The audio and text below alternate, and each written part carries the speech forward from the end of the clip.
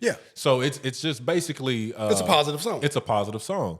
But then you turn around, you go to the next song, and you hear what they call drill rap now, right? So Come on, Jamel. You know what y'all taught me. Exactly. Exactly.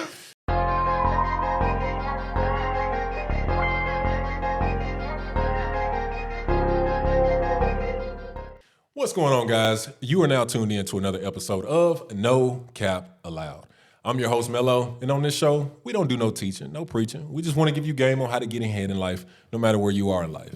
Now, we do talk about any and everything, but most importantly, we don't do no capping. All right?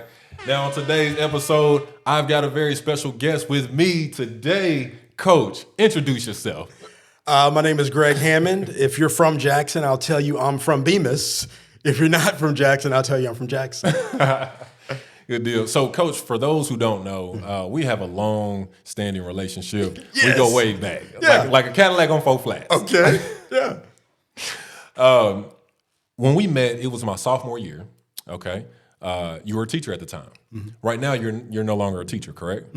Okay. What do you do right now? I work at the central office. It's a district level position, chief of public information. So I get to tell the community about all the good things going on in the school system. Nice. We also talk about our challenges, and with our district leaders and community partners, we get to think of creative ways to overcome those challenges while we continue to celebrate our wins. Nice. So, how did you transition from being a teacher, moving into that position? What made you transition? Because I've always wanted to know. Yeah. So Jamel, we got a new superintendent, Yeah. Dr. Marlon King. But to kind of take you behind the curtain a little bit, you probably know back in 2016, I bought my own equipment and started my own small business. Right. And so I was producing videos for some high schools across West Tennessee, some community colleges in Tennessee and Mississippi.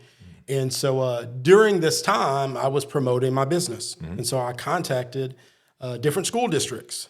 And one of the school districts I contacted was Fayette County.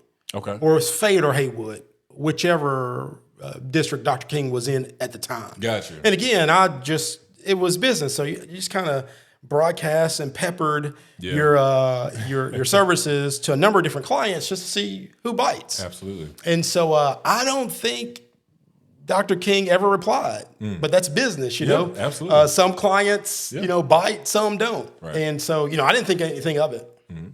And of course, we were in the process of getting a new superintendent. Yeah. And I remember one of my colleagues, I was walking through West Campus on my way to lunch. Right. And one of my colleagues asked me, he said, "Hey, have you been reading the newspaper, about the superintendent search?" Got you. And at the time, I was like, nah. I had ran for public office. There's some things I tried to do. I said to myself, I'm going to teach. I'm going to run my small business on the side. Right. I'm not worried about politics or anything outside my classroom. Right. I was going to be laser focused. Yeah. Yeah. And so I really didn't pay any attention to the superintendent search. Well, it was during COVID. The COVID shutdown. We didn't go back after, I guess it was spring break. Okay. But I was outside in the backyard taking photos of hawks, believe it or not. And I got a message on my phone. Yeah. And it was a Twitter message Okay. from the new superintendent. Wait, you use Twitter? Listen, Jamel. It's X now. I guess I'm showing my age. I'm still going to call it Twitter. Yeah. Just like folks of a certain age still say Memphis State.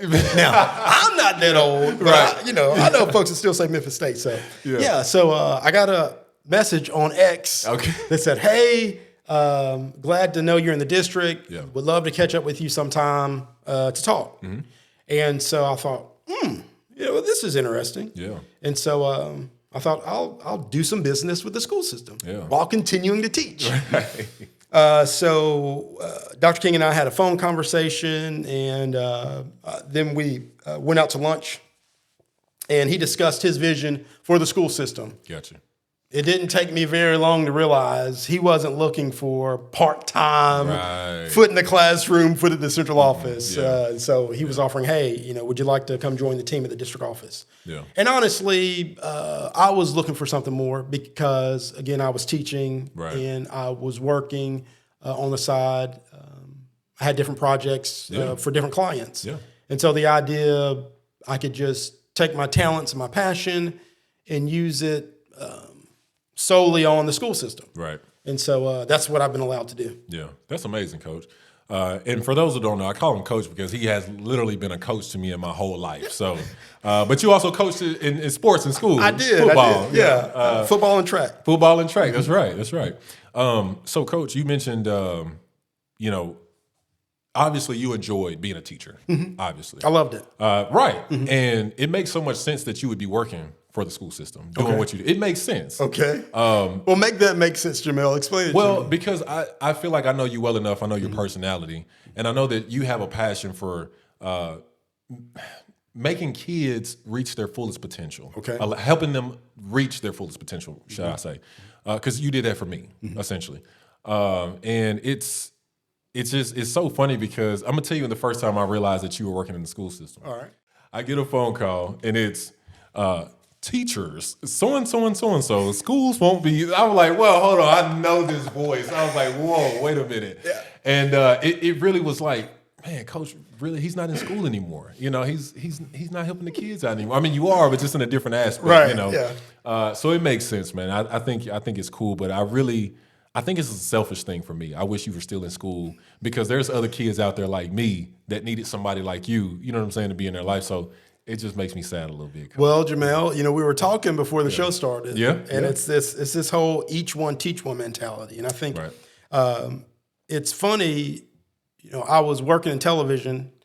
I worked at Channel 7 and, like all young people, you want to move away at some point. Right. Or do something different. Right. And so I moved off to Lexington, Kentucky to work.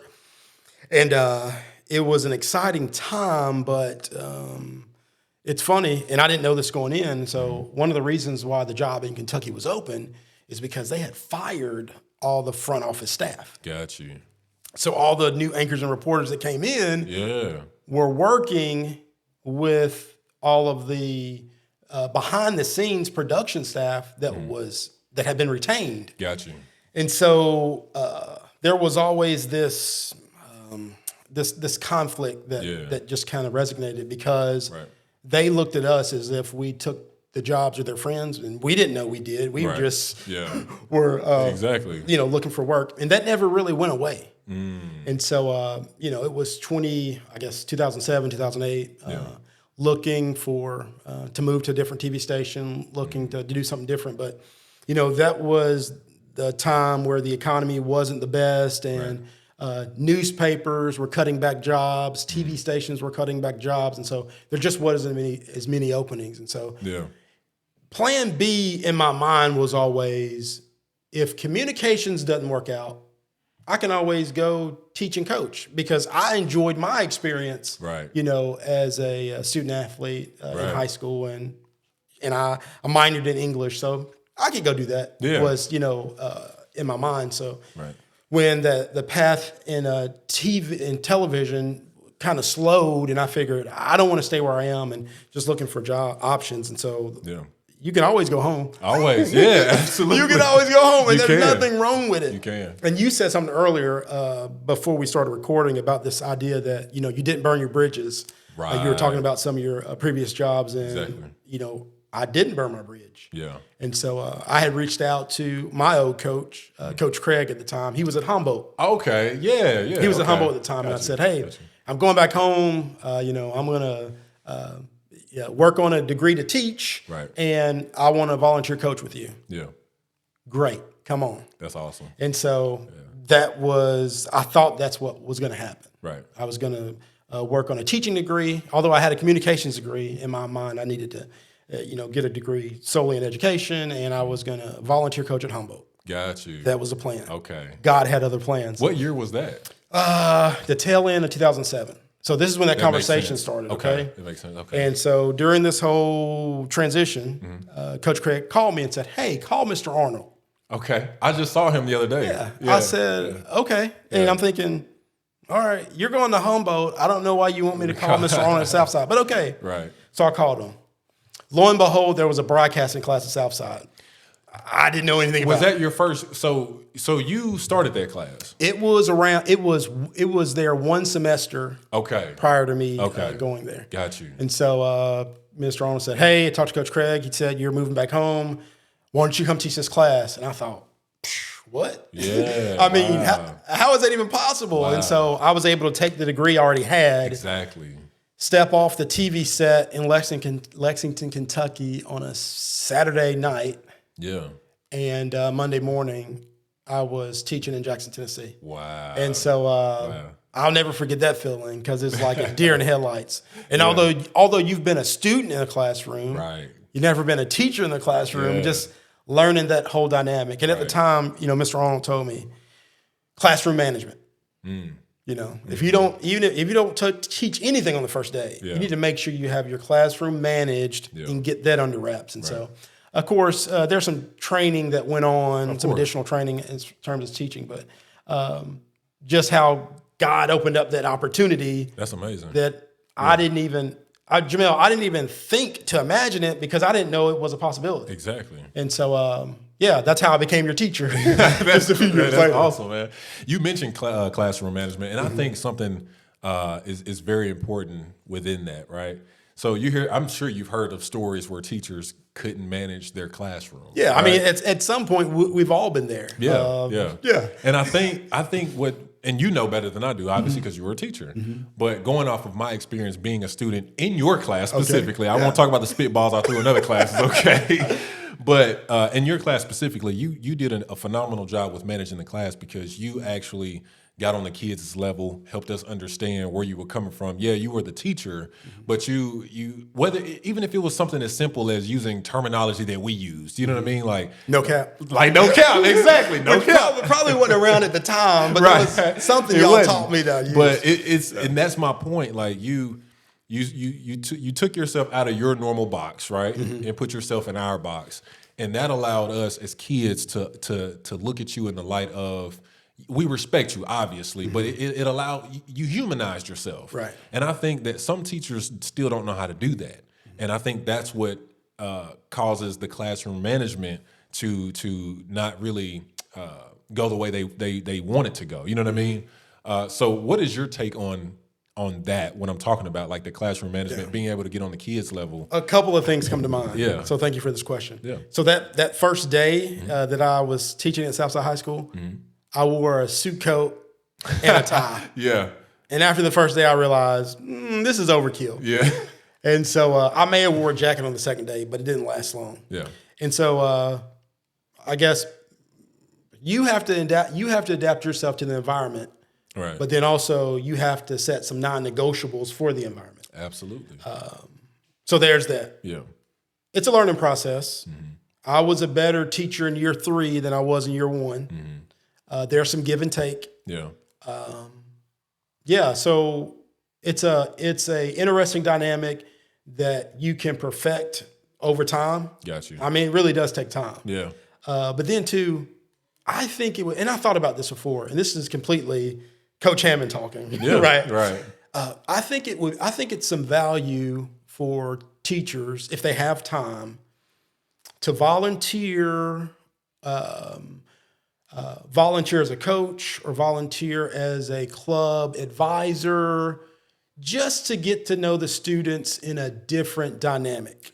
That's important. Because, that even though I was a new teacher in the classroom, being an assistant coach on the football team gave me some credibility with the students that I really hadn't earned yet.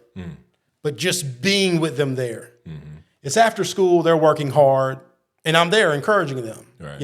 I didn't know all the X's and O's at the time, but I think, so being with them in that environment, and then later coaching track, and then later, although broadcasting was a class, I mean, it was really like a club in a lot of regards because there was a lot of after school activities, whether it was broadcasting football games, broadcasting basketball games, the Hawk TV show. Right. And so then there were students who weren't in broadcasting that knew me because y'all talked about the class. Exactly. And so so you talk about classroom management. So finding ways to introduce yourself to not just your own students, but students on campus in a different light. Yeah. It could be as simple as, and they obviously encourage teachers to do this now, between classes, get outside of your classroom and stand in the hallway, right? Yeah. Speak to students, Yeah.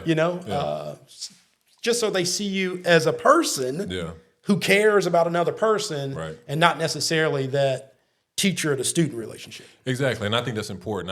I think that's what the focal point is developing that relationship between the teacher and the student in a light where the student feels comfortable with. Well, not only feels comfortable, but also develops that respect because they don't want to mess up that cool relationship. That's what I had with you. It was, I don't want to act up in coach's class because I respect them too much. You know what I mean? And I think students going to school, they already have this notion of, oh, it's school, man. I gotta, And so when you don't, in my opinion, as a teacher, when you don't take the opportunity to really, Jamel, come here. Let me talk to you for a second. What's going on, man? And so obviously as a teacher, our problems mean nothing because we're kids, But just the fact that you took the time, even if it's walking with me to the lunchroom, it's just you and I, we're talking out the issues. Things like that go a long way. And I think when you talk about classroom management, it's those teachers that have those issues haven't tapped into that space that we're talking about right now. And I think from a district standpoint, the district can help by having classes that students are interested in.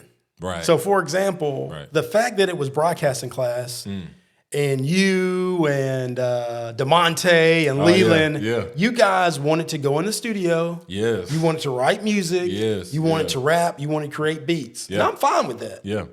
But you're going to act right. Right, exactly. If you want to go in there. Yeah. And so having these classes, so kudos to Mr. Arnold for figuring out that broadcasting was a class that the kids might care about. That's awesome. That wasn't a class in the 90s, right? But in the 2000s, it was the right class for you guys. And so a lot of times those CTE classes, I know educators use acronyms, but career and technical education. Got you. So these electives that fall outside of the traditional classroom scope, we're not talking about your English and your math and your science and your social studies. We're talking about agriculture and auto body and now biostem or broadcasting, culinary.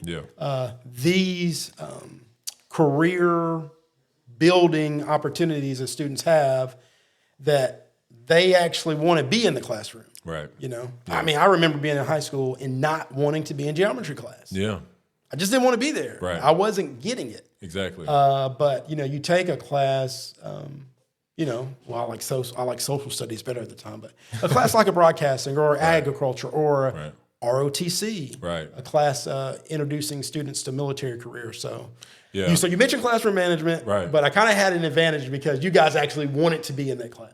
No, exactly. You did have an advantage, and the cool thing about it is, Coach, I believe this wholeheartedly in my heart. I wouldn't be sitting here with this conversation with you right now had I not taken that class. There's a lot of things in my life that I wouldn't have learned or had the opportunity to experience had I not had that class. Because like you said, it was a class that I was interested in. And you think about a kid in school that wants to rap and wants to make beats. I can't go tell my math teacher that. You know what I'm saying? She's not going to understand that. It's going to be, you'll never make that. Not saying that teachers think that way, but you understand what I'm saying. Like the average kid that says, I want to rap, teachers are going to be like, yeah, stick to your day job. You know what I mean? So to have a teacher that said, okay, you want to create music, you want to be creative. It's not even about the music aspect of it. You open my eyes to creativity. And listen, every show, every movie you watch has music in it.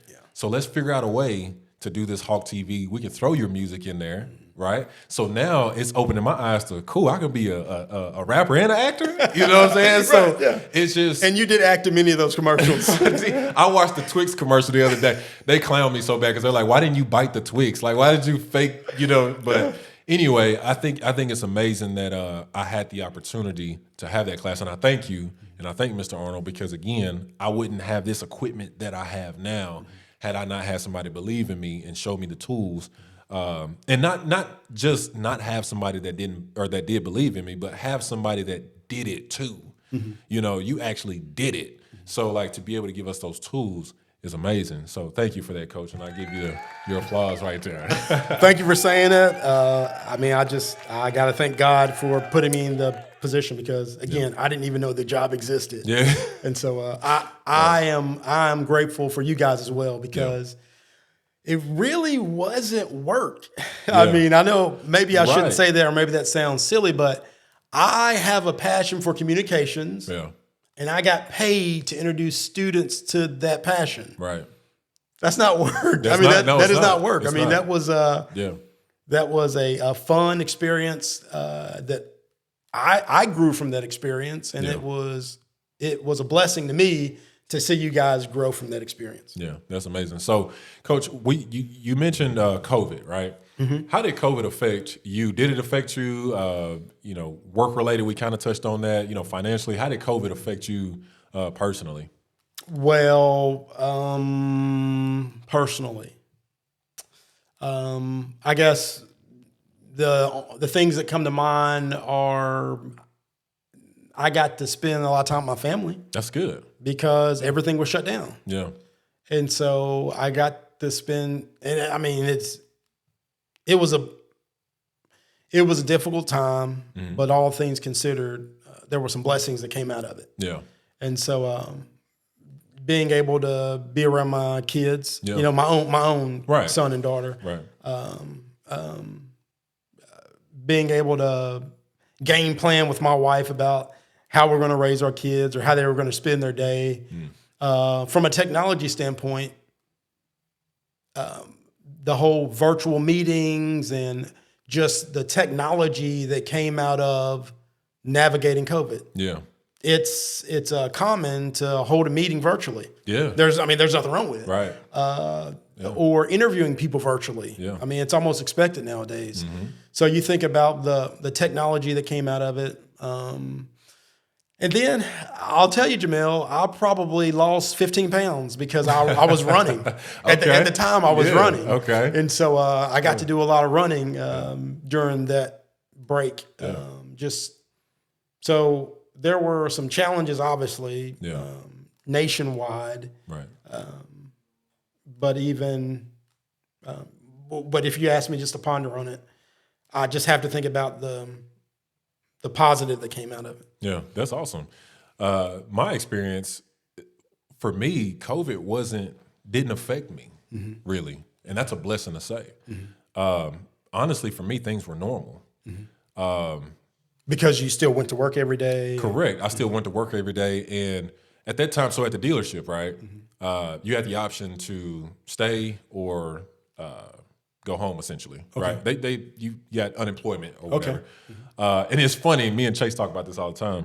Who's Chase? For those listening? No, listen, if you watch my shows, you know who Chase is. We talk about him every show, and I said I wasn't going to talk about him, and here we are talking about him. Chase, I love you, though. He's your mentor. He's another mentor. Chase is absolutely a mentor for me. It's so funny, man. So much a mentor that we had a sales meeting, right? Okay. Room full of people, right? Conference room. He's like, all right, guys, COVID is upon us. We want to go ahead and kind of get ahead of the curve. I want to give you guys the opportunity now. If you want to go ahead and go home, get on unemployment, you can do that now, because it's going to get to a point where I'm going to basically have to, hey, listen, everybody can't work here, so we got to figure this out. Whoever ain't selling cars got to go home, essentially, right? But he cared about you guys enough to have that ahead of serious time. Conversation. Exactly, right? So Chase is so smart. He knew exactly what was going to happen. So the minute he said, who wants to go home, everybody's like, I'm getting that check, right? Yeah. So my hand was kind of like, shoot, I'll go and get a check too. And so after the meeting, he's like, hey, you're staying here. I'm like, but I thought you said, no, that wasn't for you. You're staying here. Yeah. So I'm like, man, at first I was like, man, why I got to stay here? Nobody's going to buy a car during COVID, things like that. And the funny thing is that I sold just as many cars normally that I did during COVID, right? Mm-hmm. And to the point, I made the same amount of money. It didn't affect me financially at all. And it blew my mind that people were still out buying cars, being able to afford vehicles and stuff.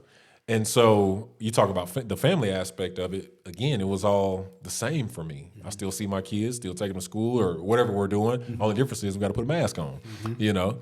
And so I just think it's always interesting to hear other people's stories because it makes me realize how blessed I was to be able to, my life to continue as normal as it had. So I just think that's interesting. But I have had a lot of people tell me that, you know, they've done a lot of self-reflecting. They've gotten their health under control, things of that nature. So I will say this, Jamel. yeah. I expanded my music. Oh. It was probably the first time I listened to Kanye. Okay. And it was his gospel album. Yeah, okay. Donda? Was it Donda? No, that's not what it was called. Okay. I thought that was that one, but go ahead. No. I could be wrong. Yeah, so I'm probably wrong. I listened to Kanye. Yeah. And I enjoyed it. Okay. And so podcast, Yeah. all that. Yeah. Because it changed, you know, COVID changed everybody's schedule, so they Right. did different things. Exactly. And so, podcast, music. Yeah. So it did change a little bit. What you talk about music, so I'm gonna bring the past with the future, right? Sure. Or the now, the present. So looking at the music that we did in school, right? Which wasn't crazy or anything, but No. you know, looking at, you know, kids rapping, right? And then you look at now, like, I kind of like that little bop right there. You know, what type of music do you normally listen to, and how is that different then to now? I listen all music on the spectrum. But let me tell you, I guess my origin story a little bit. Okay. The So- Beastie Boys. So, you know, we grew up in Bemis, okay? Right. So, like everybody, we listened to Kicks 96 back in the day. Yeah. Jamel, I was probably in the, 4th or 5th grade. Okay. My grandmother Yeah. bought me and my brothers Walkmans, Okay. okay? And so, you know, this was the New Edition era. You know, New Edition was on the radio, Belle Bill DeVoe. Yeah. And so, Some classics right there. Yeah. Bro. Yeah. but it's heading into the mid to later 90s. And of Okay. course, the whole sexualization in music Right. is ramping up. Exactly. So my dad, Yeah. he fixed up our Walkmans where they would only pick up the oldie station. True story. Wow. He didn't tell us till after the fact. We just thought, What? what happened? What happened? Yeah, Okay? right. So 6th grade, we started listening to oldies music Okay. because that's all you could listen That's to. all we could listen to. Yeah. So it expanded what we listened to. Yeah. So, you know, we grew up listening to, you know, R&B, you know, Earth, Wind, and Fire, maybe some oldie stuff, but because he hijacked our Walkmans Yeah. to kind of limit what, you know, what we were Exactly. taking in, which was smart at the time. He was raising 4 young boys. Right. Right. Inching into teenagehood, Exactly. you know, and so just to kind of, you know, control and mold us in the most positive way. Absolutely. And so that's when so just getting an ear for oldies music. Yeah. And so, no, I mean, I listen to a lot of different music. That's cool. And you mentioned rap. And I tell you, I think if rappers, or really all musicians, but rappers in particular, because rappers really control the culture. Yeah. They do. Yeah. I mean, and it's really always been that way. Not just rappers, but whether it's rap or R&B, they have a lot of power and influence. Yeah. And if they just realized they could do a lot of good in their messages, Yeah. I think I don't know, man. If they realize it, they do better. So anyway, is it Mr. Carter or Dr. Carter? It's one of Lil Wayne's songs. Yeah. Mr. Carter. Hey, Mr. Carter. Where have Yeah. you been? Yeah. I've That's been. the one. Yeah. So, no, Dr. Carter. Dr. Carter. Okay. Yeah. Okay. Because Mr. Carter. Okay. Go well, ahead. it's 2 different songs. Oh, gotcha. Because gotcha. it's Okay. talking about the song's about him saving rap. Right, Okay. right. And there's like 3 scenarios in this song. Right. Okay. It's like he's saving rap. Okay. He's like, he asks the nurse, okay, hey, what's wrong with this one? Right, You know, right, his right. beats. Yeah, you know, he's yeah. going through all this, Right. and there's a lot. He's got Lil Wayne right Come here. on now. So there's a line in the song. Okay. Yeah. He says the kids are listening. Yeah. Gotta watch what we say. Right. Gotta pray every day. Right. So he says all this positive stuff, but then We drop lollipop. 30 seconds later, Yeah. it's stuff I can't listen to my son with, Yeah. you know? Yeah. It's like if he had just kept that vibe, that could have been a middle school anthem to encourage a whole generation of kids. It's funny you say that because we have that right now. You know Lil Durk? No. Okay. Teach me. All right. So Durk has exactly what you just said. What is that? He has that song, All My Life. All My Life. That's nationally. People. What's his name? Lil Durk. He has that. Which is it's a play off a Phil Collins song. Right. Yeah, Yes, see? exactly. All right. Exactly. Continue. Okay, I'm proud of you, Continue. Exactly. So he has that, and it is a song. It's an anthem, right? It is an anthem. Okay. What are some of the lyrics? Not to put you on the spot, but Yeah, man, you put me on the spot for sure. my bad. Go to commercial break. Man, my kids can come in and sing it, man. You put me on the spot in that one, but I've heard the chorus though. I've heard the chorus. Right. So basically, what he's talking about in the song is all my life I went through trials and tribulations, just like anything else, right? People didn't believe in my dream, my goals, and my ambitions. But I'm here to tell you right now that I believed in myself, and because I did, look where I'm at. Essentially, Yeah. So it's just basically It's a positive song. It's a positive song. But then you turn around, you go to the next song, and you know you hear what they call drill rap now, right? So Come on, Jamel. You know what y'all taught me. exactly, exactly. So as a musician myself, it's a very tough space to be in. It's a balance. I get it. Because I personally, when people ask me what type of music I do music that I like to hear if I were to go out and go to the club or something, right? I do that type of music. It comes easy to me. It's fun. But that doesn't necessarily mean that's what I live by. I just happen to be good at doing that, right? Right. I've also done music where it's encouraging and like Hungry for More, for instance. I did a song like that. And people love that song. But as a musician, I can honestly tell you, those type of musicians don't control the music that they put out. Right. Okay.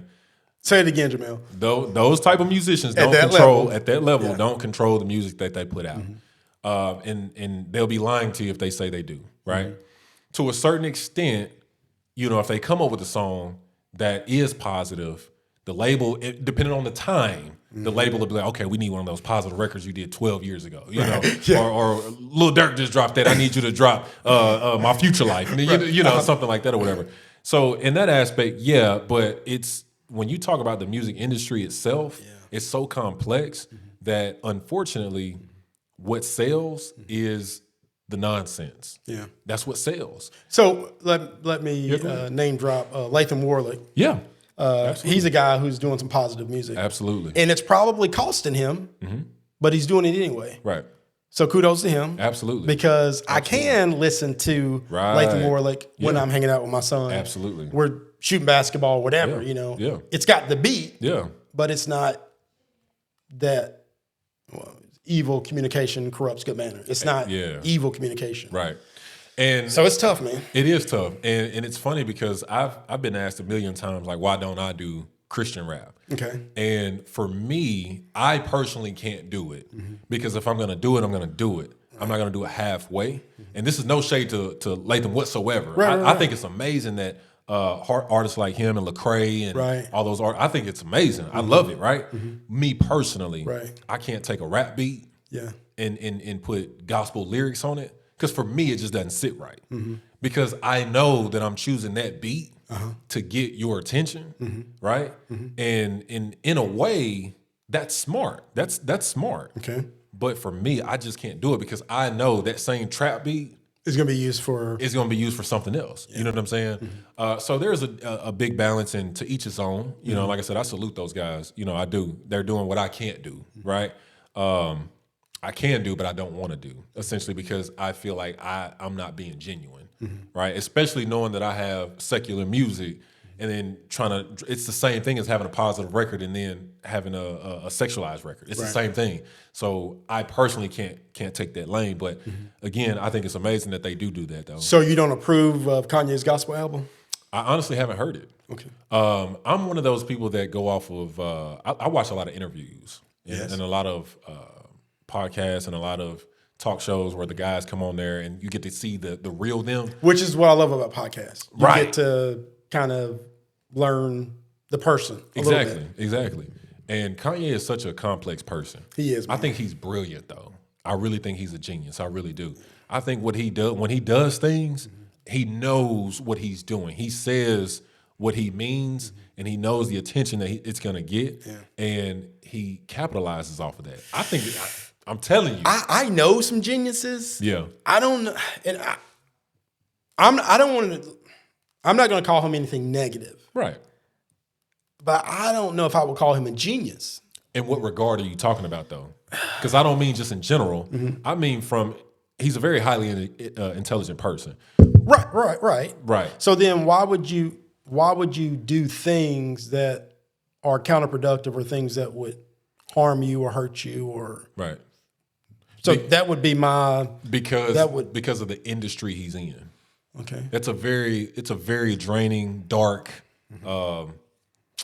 depressive industry that he's in. So the industry is impacting him in a negative way. 100%.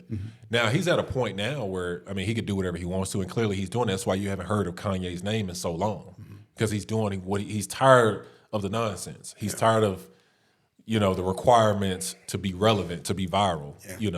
But I will say, even all the stunts that he's pulled in the past, he still was conforming to the industry.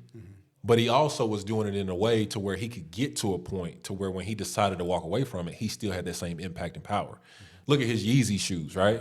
When Yeezys came out, everybody wanted them, right? Now, if you buy a pair of Yeezys, if you're a shoe connoisseur, you know that they're not Yeezys, so you're not going to wear them anymore. So Adidas took that major hit because they couldn't put the Yeezy name on them anymore. Now I forget what they're called now, but they not Yeezys, right? So he knew what he was doing when, he was having to, and not everything he did he had to do, but he knew what he was doing when he was acting a fool, essentially, and he knew what he was gonna do when he decided to stop. Yeah. Right. And I will say, for you mentioned the word genius. A lot of musicians and songwriters in general, regardless of the genre, Right. are really smart people because you have to. The best writers use a lot of compare and contrast. They use Similes, hyperbole. Yeah, there was a line, and I think I mentioned it to you guys in class. And I'm trying to think of the name of the song.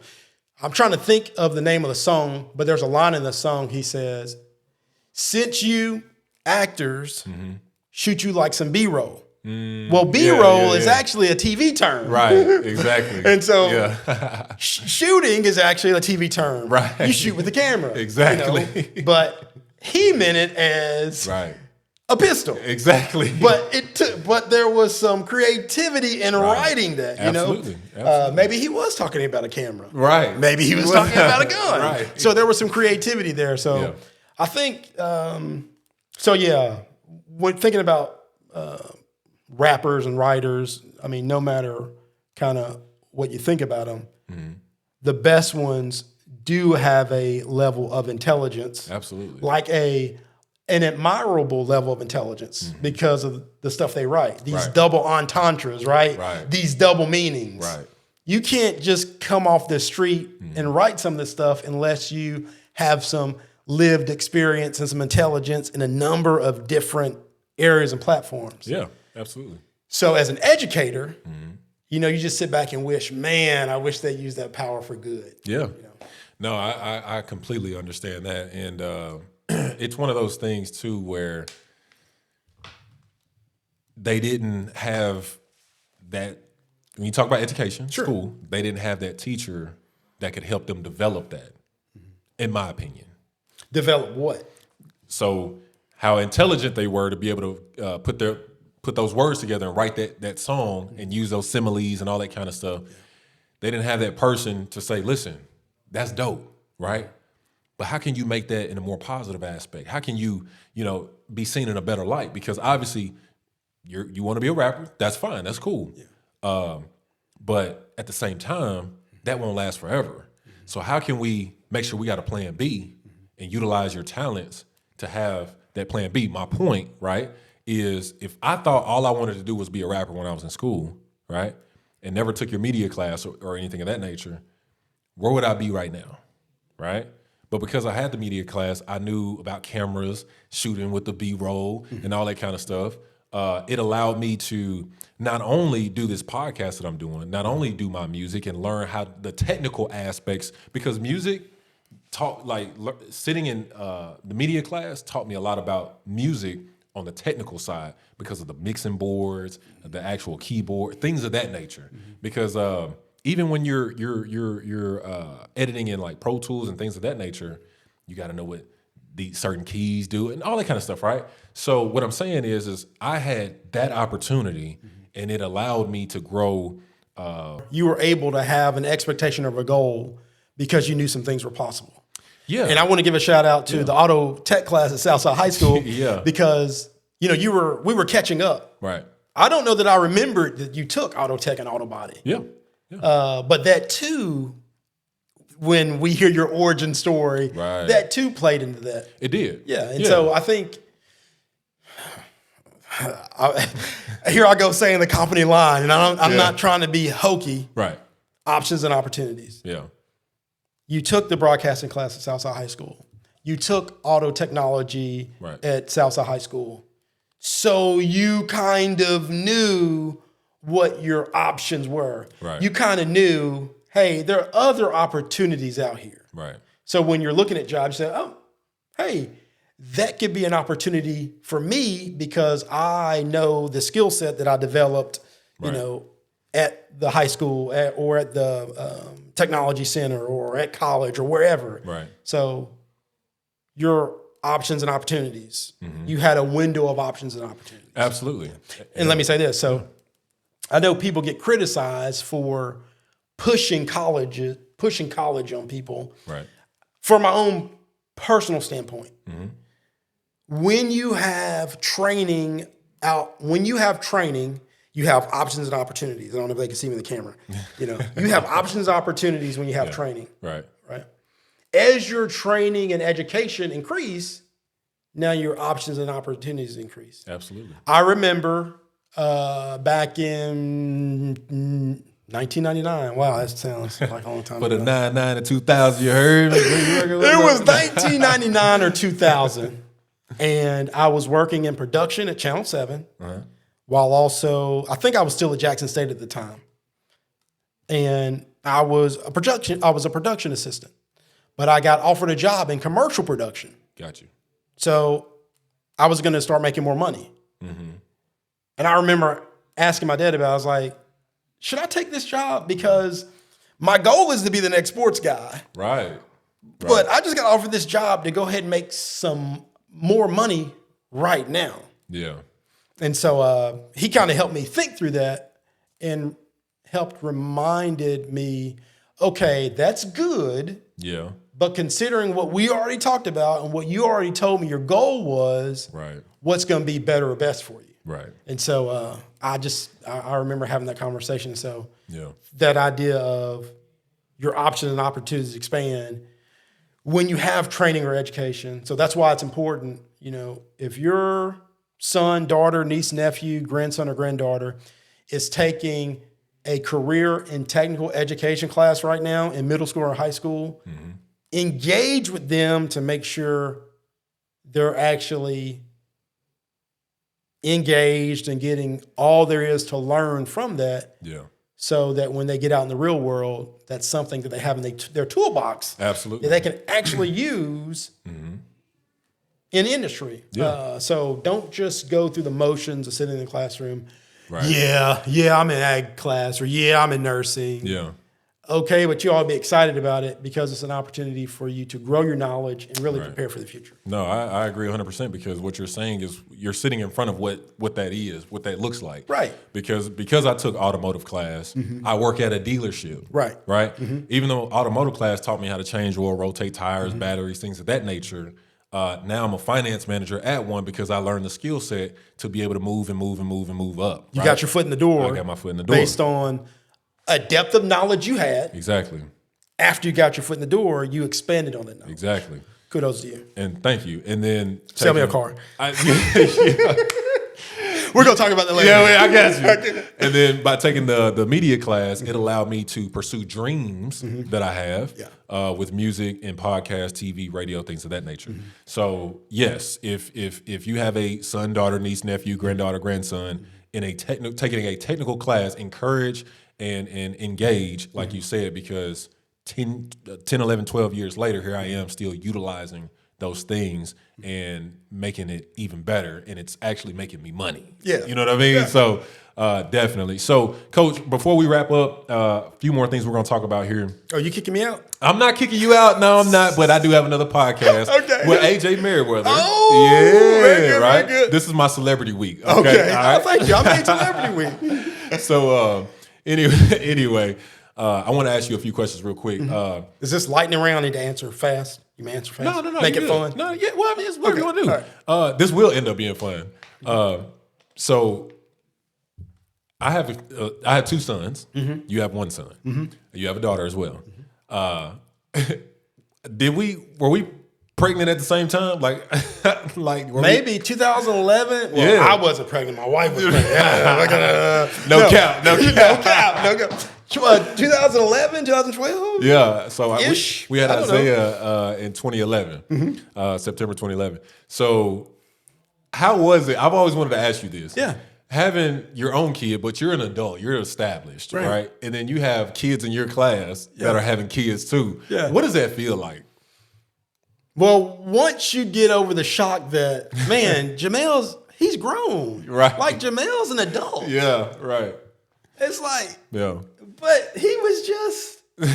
So once you get over that, which is, so I think about you, I think about Jordan. Yeah. Copeland. Yeah. All of us. You know, my boys. Yeah. It's like, they're grown men. Yeah. Many of them have kids. Right. So it's an adjustment. Yeah. It's an adjustment. But it's, you kind of sit back and laugh about it. You're like, man, look at. So that's no, it's cool. I'm proud of you guys. I'm grateful that I was able to be a part of your life in such a critical and crucial time. Yeah. And so when you think about doing this podcast, you get personal pleasure out of doing this podcast. It's what you love to do. Absolutely. It's the same thing with teaching. Again, I have a passion for communications. Yeah. I got to share that passion with kids in the community. Yeah. That wasn't work. Yeah, that's awesome. It very rarely was it work. Yeah. And the only time it was work was that classroom management aspect. Right. So, Coach, before we wrap it up, we're going to play a game called Fact or Cap, okay? Okay. Have you seen that segment yet? Not yet. Okay. I'm going to make a statement. If you agree, you say fact. Fact. All right? Can I say facts? Can I put an X on it? Put whatever you want. Walmart's, Kroger's, You're from Long Memphis. John Silver's. So if you agree, you say fact. If you disagree, you say cap. All right? Cool. Money doesn't buy happiness. Fact or cap? Fact. Why? Because there's more to life than money. There's more to life than money. People are more important than money. Family is more important than money. Your time is more important than money. Your health is more important than money. Your mental health and your peace is more important than money. Now, there's a certain level of money most people need to feel, just to meet your basic needs. Right. We got electricity, right? Right. So you're able to pay your bills. Right. I mean, so Right. I might need $20 later, but what's yeah. So money is like the internet. yeah, It's as good or as bad as what you do with it. yeah, Yeah. absolutely. So that was fact. All day. Cool. Next one. The glass is half empty, not half full. Say that again. The glass is half empty, not half full. Cap. Why? Because I think that statement, that's not an absolute. It's all in how you're looking at it in the situation you're in. It may be that for today, Jamel, it's half full. We did a good day's work. Yeah. We're good for today. Yeah. Hey man, it's half empty. We need to keep working. Right. So I think, I think that's a day by day, situation by situation outlook. Yeah. I think in some aspects of life, hey, it's half full. We're good. Yeah. You know, hey, it's half empty, and we got some work to do. Yeah. So, no, that's cap. That's a cool perspective that you have. Yeah, that's a cool perspective. Of course it is. I said it. Cap. Most people on the show, they go one way or the other. Yeah. And essentially they're trying to say the same thing, but the way you put it was excellent, right? Okay. My personal opinion on that is the glass is half full. Okay. I believe in it being half full because I look at it right now and I say everything that I've done up until this point in my life, I still got this much more to go, right? So to your point, today I had a successful podcast show, right? Boom, glass is half full. I'm gonna move into the next one. The next one's gonna be great too, right? Yeah. Or had we had to reschedule or whatever the case was, okay, I did one show, not two. The glass is half empty, right? I don't look at it like that. I still say the glass is half full because, okay, we're still going to reschedule that and we're going to make it even better next time. And I'll make you pay for being late, right? Or not showing up, right? Yeah. So I kind of look at it from that aspect, but you're exactly right. It's how you perceive it and how you want it to be. And I think either way, it's a positive involved in it. Yeah, yeah. If it's half empty, come on, Jamel, let's hustle and finish the job, which is positive. That's an opportunity. Yeah. If it's half full, well, we knew all the dynamics that were in play and we had a goal. We didn't get there today, but we're going to be all right. So I think either way, it needs to be a positive outlook. Absolutely. Love don't cost a thing.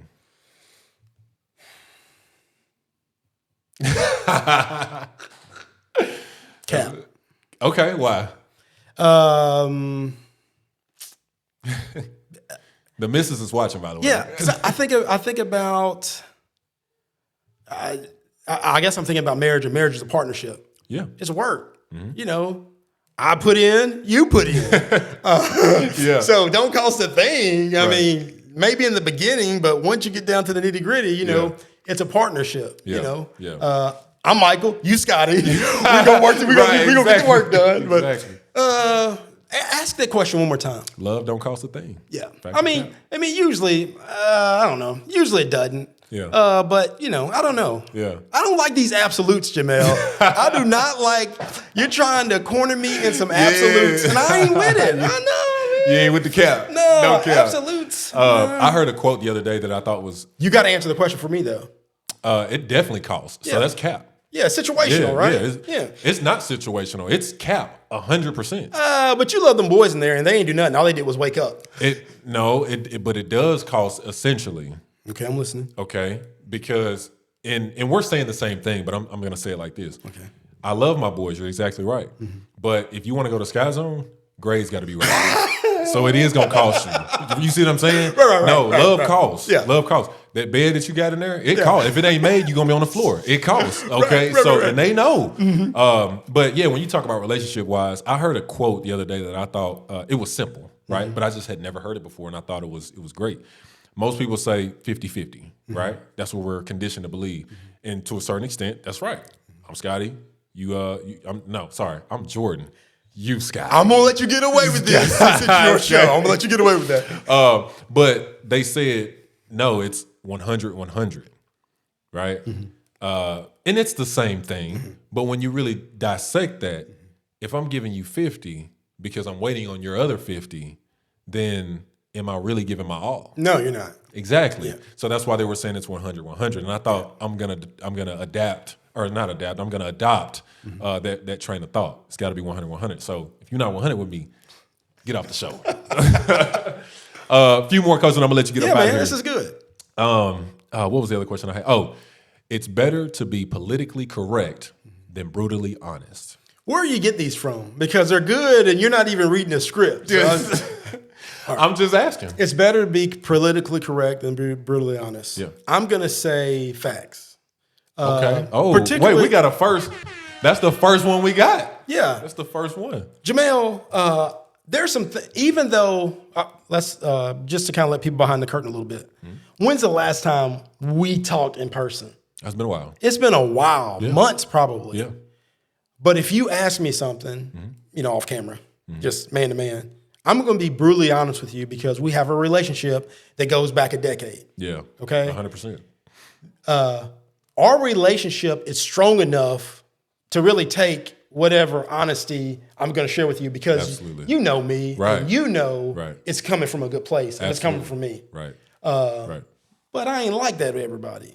So in some situations, I'll be politically correct. We're gonna punt the ball.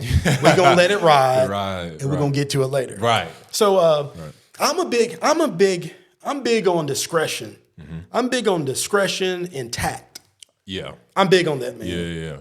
Just because you want to go off on somebody in that moment, Right. maybe you don't. Yeah. Just, you want to lay the hammer down in that moment. No, don't. Be calculated. Yeah. Always be calculated. I think that's just that's good general advice I would tell my son or daughter. Be calculated. Yeah. Because brutally honest sounds like you're running on emotion. Right. And emotion can put you in a lot of bad spots. Yeah. Absolutely. No, he gonna hear from me. Yeah. So be wise. Emotion it's easy to act on emotion. Right. I think it's more wise to, don't get me wrong. Sometimes you're going to go on emotion, particularly when your kids are involved. But, best you can, use some tact, use some discretion. Yeah. Because I think that takes you a longer way than, he going to know how I feel about this. Right. You can't always operate like that. Yeah. And I think that's a cool perspective as well. I had a guest on the show that kind of mentioned, when I asked that question, right, they mentioned it's better to be brutally honest. And I asked, and we ended up getting to the point to where we talked about this, in my opinion, ridiculous conversation about gender roles and identification and things of that nature, right, in schools particularly. Okay. And they said that, there's no way that we should be politically being correct when it comes to how children identify themselves. Okay. And that was a topic that we talked about. And I think that what you're saying is there's a time to be politically correct, and then there's also a time where you can be brutally honest. Yes. But it depends. It's circumstantial. Yeah. And it's one of those things where I hate that we're in a place right now where we have to be politically correct on certain topics. Yeah. Right? You know what I'm saying? So I think that's just an interesting thing. And I think we're giving politically correct answers in a sense because You mean even like right now? well, with certain, no, not necessarily us right now, but I'm saying like just in general, when I mention that particular topic. With this other friend. Correct. Not me. Right, with the other friend. When we mention, right, exactly. Sorry, my bad. When we talk about that, they were trying to basically get me to say no, like that's BS. Like schools shouldn't allow kids to identify what they want to be and things of that nature. And I'm one of those where Disclaimer.